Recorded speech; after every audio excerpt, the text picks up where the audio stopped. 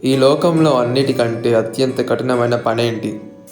ఒకరంటారు యుద్ధంలో గెలవడం, కొందరంటారు ధనాన్ని సంపాదించడం, కొందరేమో జ్ఞానం పొందడం అన్నిటికంటే కష్టమైనది అని అంటారు. ఇలా ప్రతి ఒక్కరికి వారి వారి అనుభవాలు ఉంటాయి. వారి అనుభవాల ప్రకారం వాళ్లకు ఒక ఆలోచన ఉంటుంది. మామూలుగా చూసామంటే ఈ లోకంలో అన్నిటికంటే కష్టం తపస్సు చేయడం. నిజంగా అన్నిటినీ పూర్తిగా వదిలేసి మనం తపస్సు చేసుకోవటం కష్టం.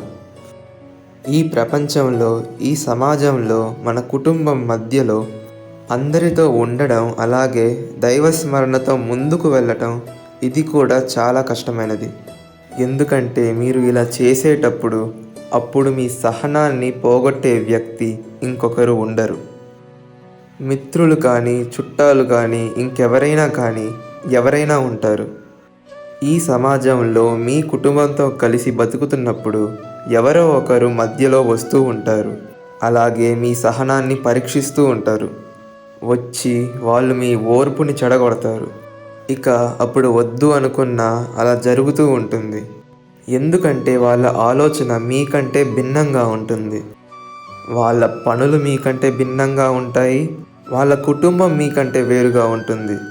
ఒకరికి ఇంకొకరికి బాగా వ్యత్యాసం ఉంటుంది. అప్పుడు మీ సహనం నశిస్తుంది. ప్రశాంతత మీకు దూరం అయిపోతుంది. అందుకనే ఈ సమాజంలో, ఈ లోకంలో కుటుంబంతో ఉంటూ ఓర్పుగా ముందుకు వెళ్ళటం ఏదైనా పర్వతం మీదకు వెళ్ళి తపస్సు చేయడం కంటే చాలా కష్టం.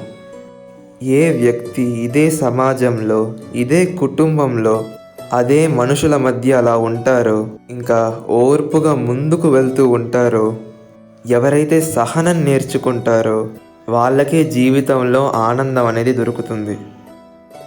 ఇదే సహనం, ఓర్పు ప్రశాంతతను మీ దగ్గరికి తీసుకొస్తుంది. అందుకే ఓర్పుగా ముందుకు వెళ్తూ ఉండండి. మీరు ఎప్పుడైనా ఒక ఎలుకను చూసారా?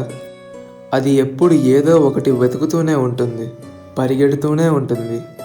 పగలైనా రాత్రైనా సరే వంటింట్లో నుంచి ఏదో ఒకటి తీసుకొస్తూనే ఉంటుంది. సరుకుల్లో నుంచి ఏదో ఒకటి తీసుకొని వెళ్ళిపోతుంది. ఒక్కోసారి మీ బట్టలు కూడా కొరికేస్తుంది. అన్నిటిని తీసుకువెళ్ళి కలుగులో పెట్టుకుంటుంది. ఎంత చేసినా దానికి సంతృప్తి అనేది ఉండదు. దాని కడుపు ఎప్పటికీ నిండదు. సరిగ్గా దీనికి వ్యతిరేకమైనది నది. ఎవ్వరి దగ్గర ఏది దొంగిలించదు. ఎప్పుడూ పంచుతూనే ఉంటుంది. తనలోని నీటిని ఈ ప్రకృతికి పంచుతుంది. నాగరికతను పెంచుతూ పోతుంది. ఈ ప్రకృతిని ఎప్పుడు నిత్య నూతనంగా ఉంచుతుంది.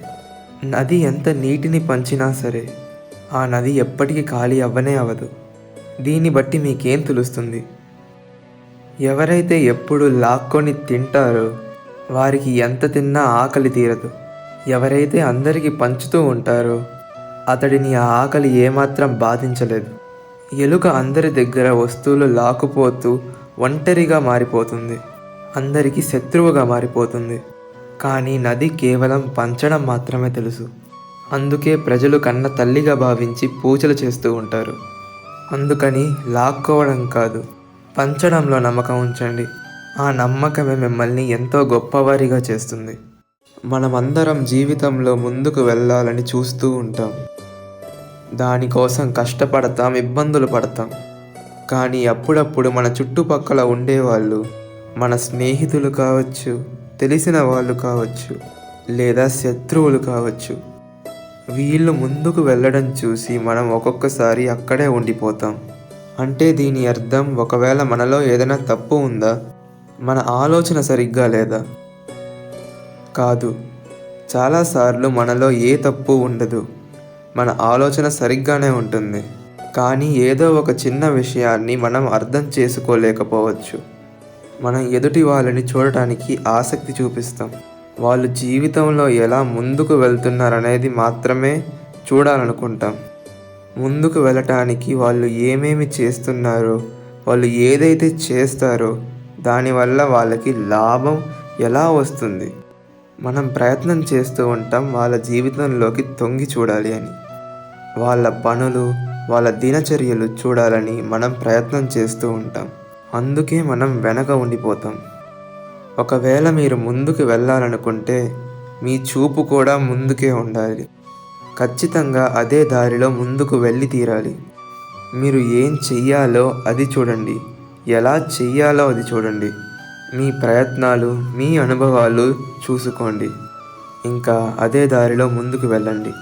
మీరు చేరుకోలేని గమ్యం అనేది ఎక్కడా ఉండదు.